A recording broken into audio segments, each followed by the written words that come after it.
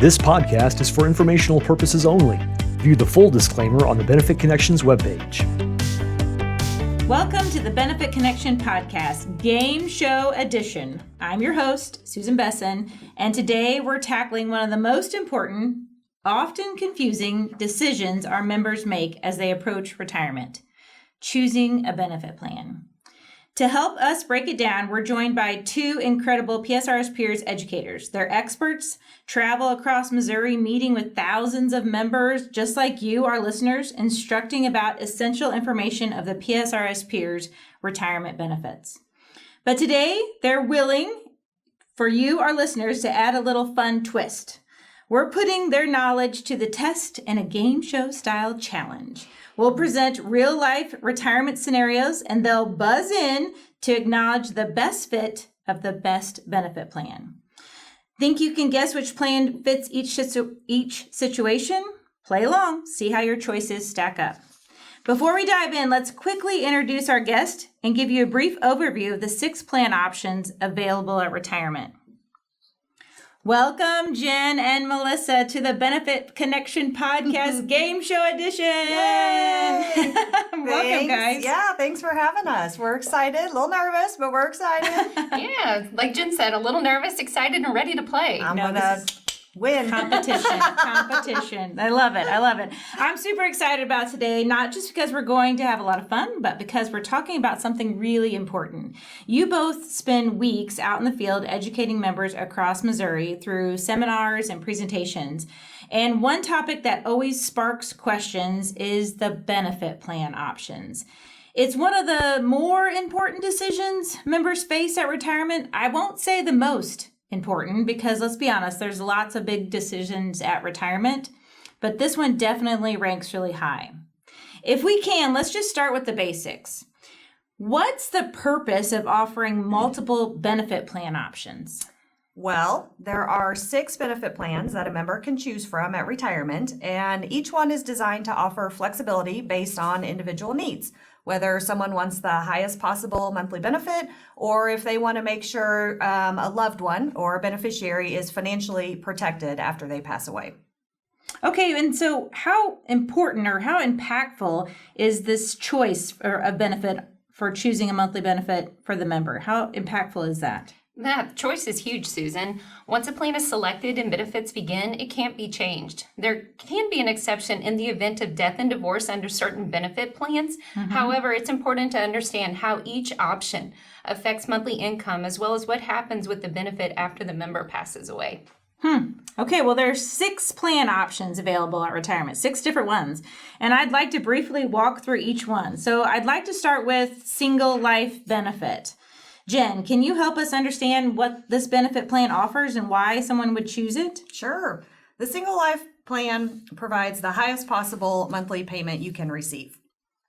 So if I retired and chose single life, I would get the most payable to me every month for as long as I live. But then when I pass away, the benefits stop. Okay. Their beneficiary is only entitled, my beneficiary would only be entitled to a lump sum of any remaining contributions that I had in my account.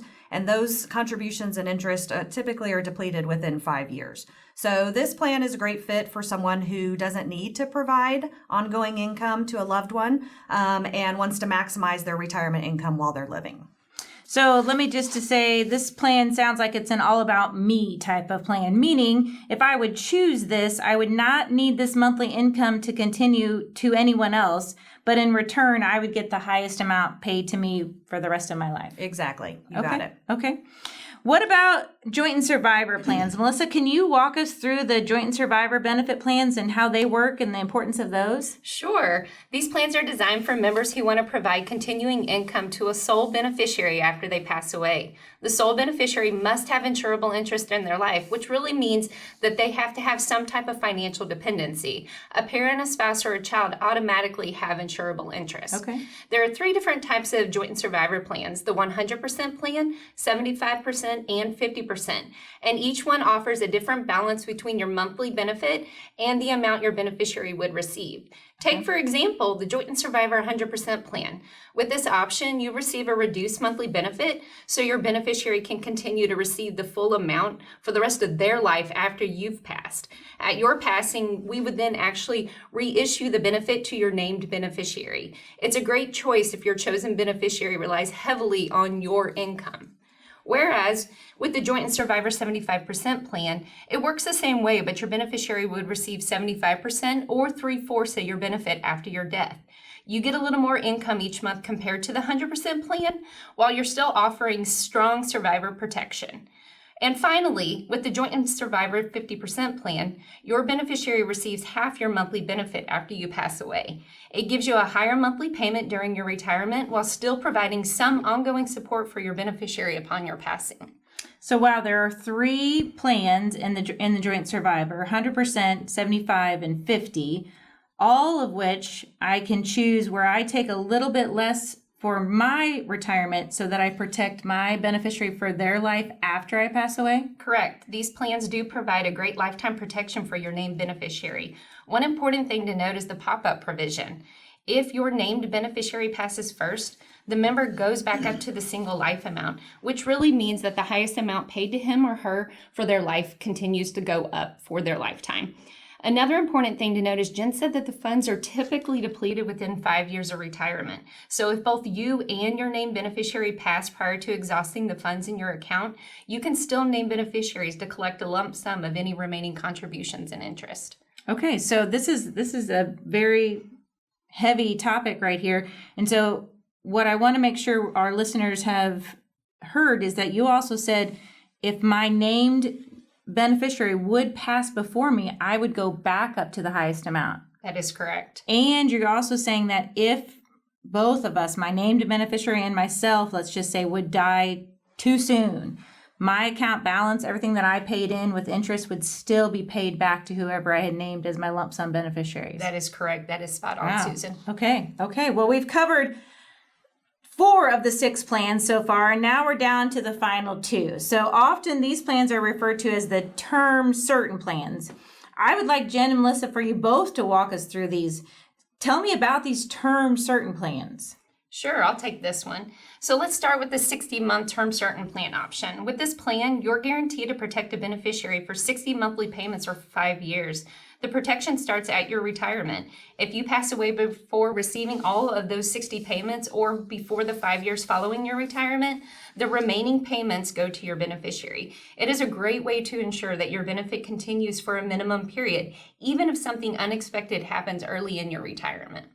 Awesome. So there's 60 month. Is there more, Jen? Yeah. So just like Melissa said, the 120-month term certain plan works the same way, but it extends that guarantee to 120 months or 10 years is what most of us would say.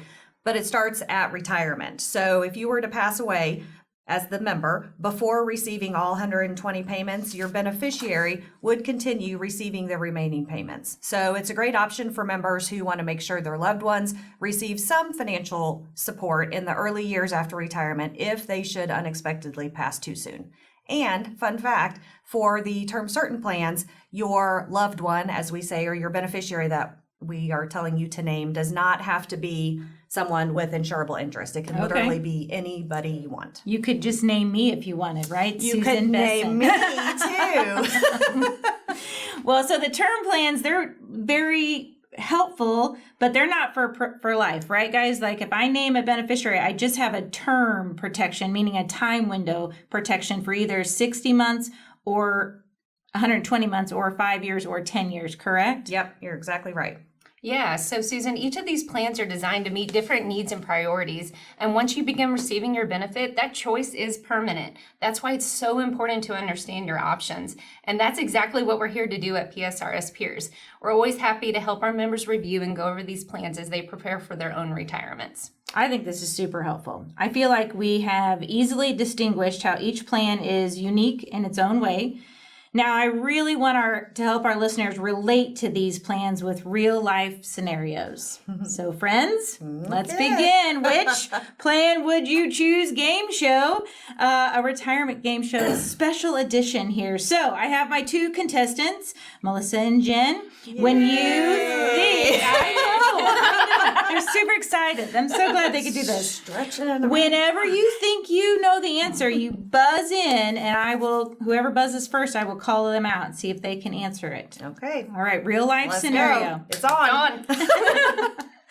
First scenario, Joan is retiring next month. She's single, in good health, and wants to receive the highest monthly benefit possible. She doesn't have any dependents or anyone who would need to rely on her benefit if she were to pass away. Ooh, Jen? that is classic textbook example for a single life benefit. Oh, tell me why. What I mean by that is because she's single, she probably, she's worked hard her entire life. She wants her retirement, every bit of it that she has earned. So this plan provides her the highest monthly benefit available. And when she passes away, when Joan passes away, there's no ongoing benefits to a survivor, which is fine because, again, she's single. So it's an ideal plan for retirees like Joan who are independent and want to maximize their income during retirement without having to provide for somebody else. Awesome. This is correct. 1 point, Jen. Yes. Gotta be All right. faster than All me, right. girl. We can keep going. We can keep going.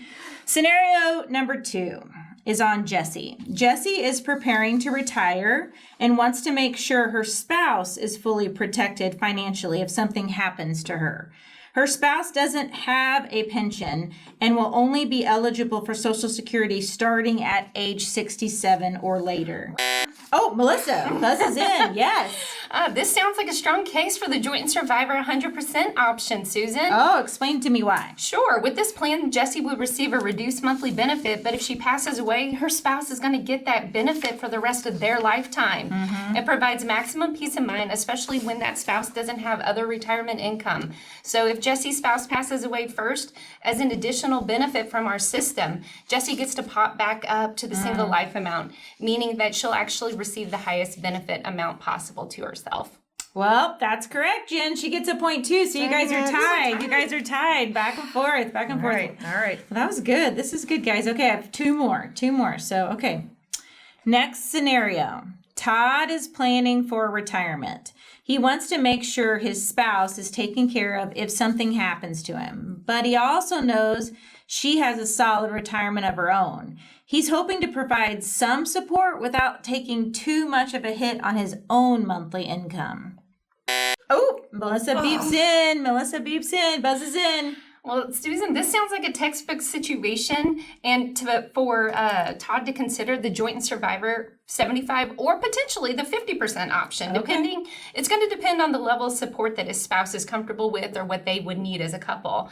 So these plans offer a good balance between monthly income and survivor protection. Todd would then be able to have a higher monthly payment for himself than what he would have gotten with the 100% option. But if his spouse passes away, he'll either receive his spouse will receive the 75 or 50% of his benefit if he passes away. It's a smart choice for couples who have other income sources and want to maintain financial security without even reducing the retiree's lifetime income too severely. Oh, this is good. Correct. She's correct. Ding, ding, ding, ding. All This is a two to one. This is a 2 to 1. Okay, this is the last one. So at this point, if Melissa takes it, she wins all. No way. If you take it, I'm just it's a tie. I'm just buzzing in now. Don't even ask the question. No, ask the question. Okay, Let me here's see. a scenario. All right. Marlene, this is about Marlene. She's retiring early. She is a single mom with a 17-year-old son and wants to make sure he'll have financial support to finish school and start his life, just in case something unexpected may happen to her shortly after retirement. Jen buzzes in. I hope you get this right. I mean, I hope I do too. So this sounds like it could be a perfect fit for the 120-month term certain plan, okay? What I mean by that is this plan guarantees that for at least 10 years after retirement, right, of monthly payments, they'll be made no matter what, Okay, so we hope to Marlene as the beneficiary or as the retiree, excuse me. But if Marlene were to pass away early in retirement, her son would continue receiving those payments until he's around 27. Remember, he was 17 when she retired, so it would cover him until he's 27, giving him time to finish school, start a career, get some own financial independence on his own, right? At that point, hopefully, Marlene is still alive, right? And then she would still continue to receive those payments. But if she has passed and her son starts taking those, they would stop once that 120th payment was made, right? So it's a great option for members who are concerned about providing support during those critical early years after retirement. This would definitely protect him until 27 if she would pass away too soon. So this is correct. This is a tie game. It's a tie. Two winners today. Well, okay. Tiebreaker. We need a tiebreaker. We'll just arm wrestle later. Okay, perfect. It's now the listener's turn. Think about your own situation. Which plan would you choose? Do you need to prioritize monthly income or survivor protection? There's no wrong answer. It's just the one that fits you best. Thanks for playing along with us today, and a big thank you to Jen and Melissa for their expert insights. Remember, you don't have to make this decision alone. PSRS Peers is always happy to assist in making your retirement best for you. Thank you to our listeners for joining. Be sure to check out our website for more information and stay tuned for our next episode of PSRS Peers Benefit Connection podcast. And always, thank you for the work you do and the difference you make every day.